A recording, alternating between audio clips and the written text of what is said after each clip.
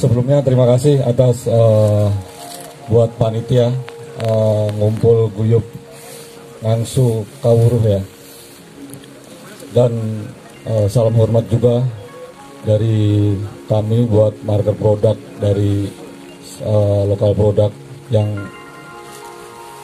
sudah begitu banyak ya, dan kualitasnya bagus banget menurut kita, dan membuat kita juga terus semangat ya. Jadi antar produk itu kan ketika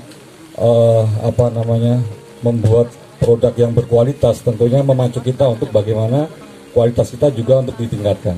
Samping support aja. Nah, untuk sejarah ya atau berdirinya Pinnacle ini pada tahun 2020, kebetulan saya pribadi sebenarnya sama Mas Oki ini pemakai produk outdoor. Terus kita coba untuk bagaimana kita membuat produk sendiri gitu.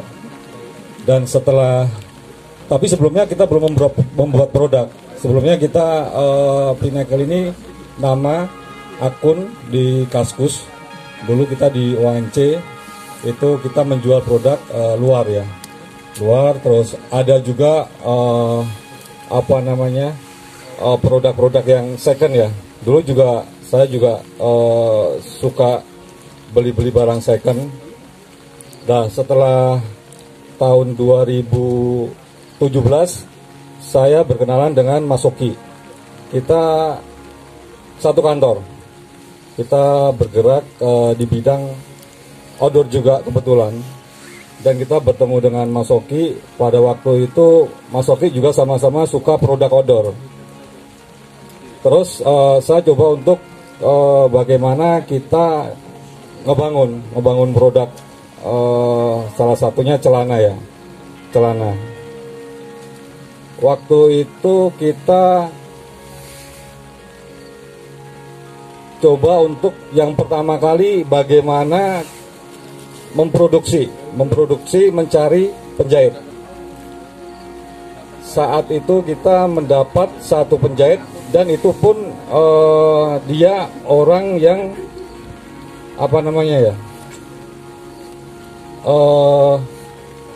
penjahit keliling, dan dia sangat konsisten, dan kita coba untuk kasih bahan, membuat produk. Lama-lama bagus, dan dia bisa membuat pola juga, dan kita kasih tantangan terus. Lah mulai tahun 2017 kita coba meng-hire. Bagaimana kalau misalkan kita kembangin sama-sama untuk produk Pinnacle. Akhirnya dia setuju. Nah, mulai dari tahun 2017 itu kita sudah mendapatkan beberapa penjahit. Ada kurang lebih 5 penjahit. Itu agak susah juga ya. Kemarin kita juga waktu di Bandung, beberapa market produk itu mengatakan bahwa bagaimana kita mencari penjahit itu susah. Susahnya apa? Konsisten. Bagaimana dia kalau menjahit jadi itu kan borongan ya. Jadi ketika menjahit celana ataupun menjahit jaket itu satu jaket atau satu produk itu harus jadi, itu borongan. Akhirnya kita waktu 2017 kita cuma hanya mendapatkan 5 penjahit. Kenapa susah? Karena ya konsistensi untuk menjaga kualitas setiap penjahit itu kan harus sama gitu loh. Kita bukan garment. Akhirnya tahun 2018 itu kita coba untuk maintenance bagaimana pekerja Pinnacle itu kita coba untuk kasih masukan.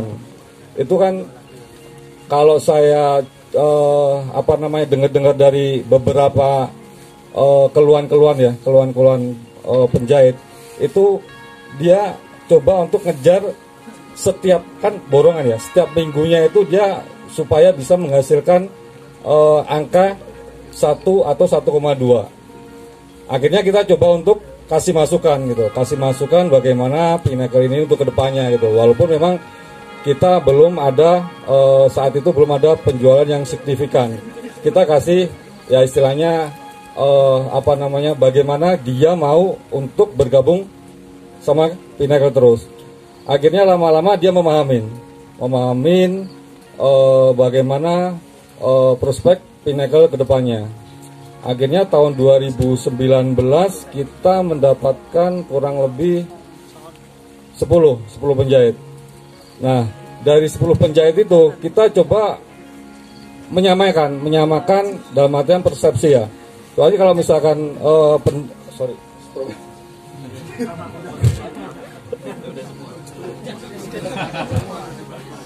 soalnya penjahit itu kan dia antar satu penjahit, 2 penjahit, 3 penjahit itu kalau borongan kan harus sama gitu, nggak boleh beda-beda. Akhirnya dari mulai 5, 10 sampai 20 itu kita kasih masukan bagaimana sistem menjahit yang sesuai.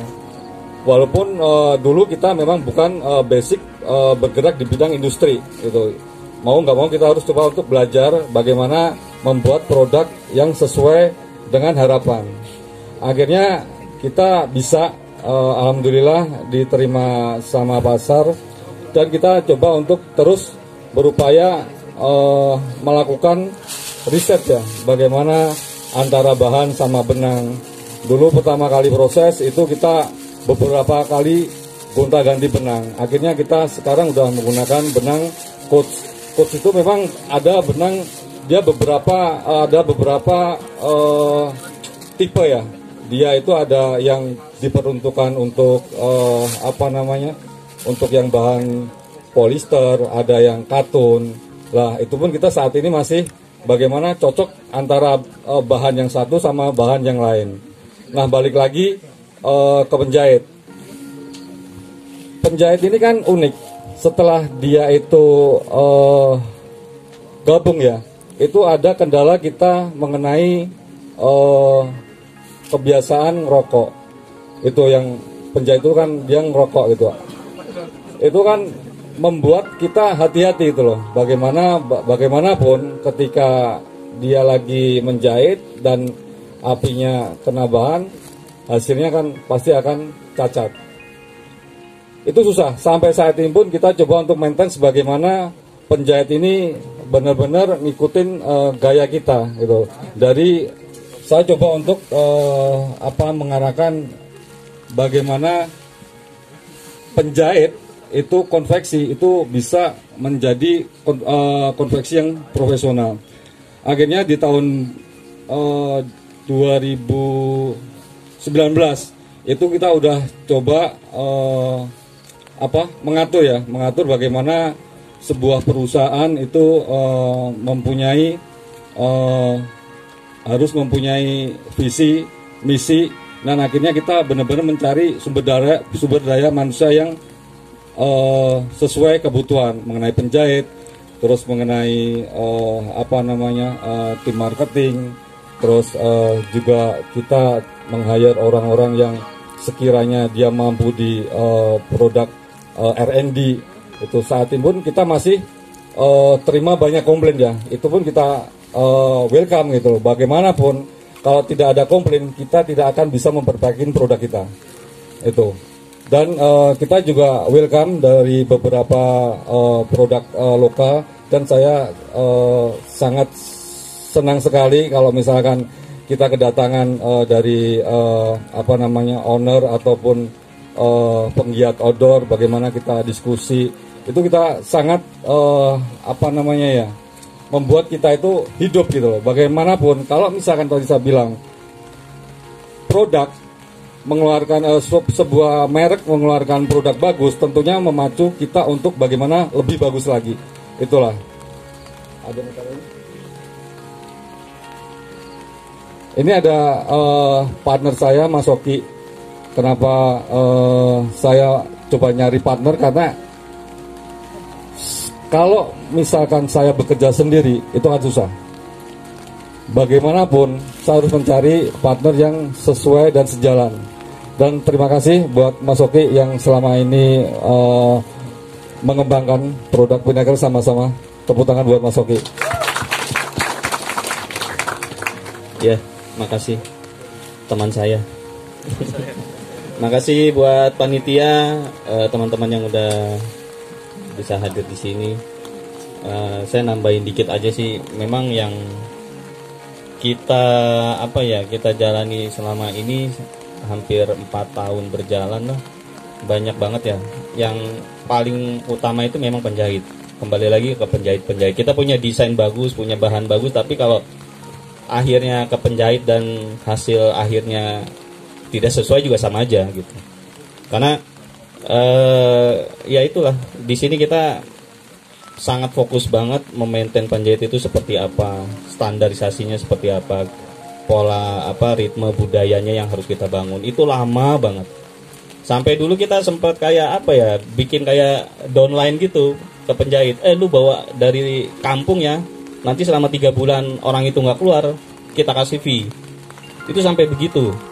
Jadi kita challenge, lu bawa orang yang bagus dari kampung, selama 3 bulan dia nggak keluar, 3 bulan, 6 bulan, sampai 1 tahun, itu ada peningkatan. Lu akan dapat bonus. Gua kasih nilainya sekian. Dan dia pasti akan menjaga orang itu. Dan itu berulang. Dia akan membawa temannya, gua akan dapat, selain gua bekerja di sini dapat pendapatan borongan, gua dapat tambahan bonus lebih gitu. Itu kita pakai cara-cara yang ya gimana caranya orang ini bisa betah, bisa dapat pendapatannya ya lumayan. Dan kita sangat apresiasi sekali, misalkan hasilnya bagus, kita pasti berani gitu, kita tambahin ongkosnya, kita tambahin. Jadi ya intinya sih ya itu masalah utama di kita tuh memang penjahit sih ya. Sampai sekarang juga kita masih menemukan masalah di bagian itu. Terus kalau untuk banyak juga komplain terkait size chart, itu juga jadi masalah kita juga. Sebenarnya kita punya pakem size chart patron yang sudah dibakukan, tapi ya pasti setiap orang menghasilkan ada selisih 1 cm itu pasti berasa. Namanya celana itu kan kepake pasti terasa banget gitu. Nah itu yang jadi benar-benar jadi benar-benar concern kita lah. QC kita benar-benar kita jaga banget, berapa tahap kita lakukan sampai benang tadi yang benang yang coach. Terus ada istilah SPI ya, stitch per inch, itu 1 cm harus berapa tusukan gitu. Nah dalam celana ini kita menemukan beberapa karakter di setiap tipe seri celana kita itu ada bahan yang beda. Nah itu kita rubah setting semua. Ini benangnya nggak bisa kayak gini nih, misalkan tipe barit gitu sama Veta Pro atau Tabia Evo, ini bahannya karakternya beda. Nah kita rubah. Kalau di coach itu kan ada tipe ya, TKT 120, TKT berapa gitu, ada Epic, ada apalagi Astra. Nah itu beda-beda ternyata penggunaannya. Benang-benang itu semua beda, dan pengaturan stitch per inch-nya itu juga beda juga.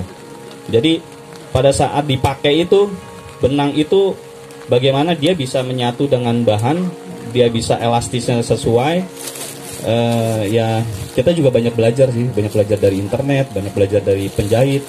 Penjahit juga sebenarnya lumayan bingung juga nih, ketemu bahan kayak gini, susah banget mas, ini gimana? Yaudah pelajari dulu, ntar kita sama-sama diskusi apa masalahnya. Itulah sebenarnya perjuangan kita di sini sama-sama, pasti terus banyak belajar sampai kapanpun. Masih banyak yang harus diperbaiki lah. Paling itu aja sih, kalau ada yang mau ditanya atau apa, masukan dari teman-teman. Terima kasih. Baik, tepuk tangan dulu.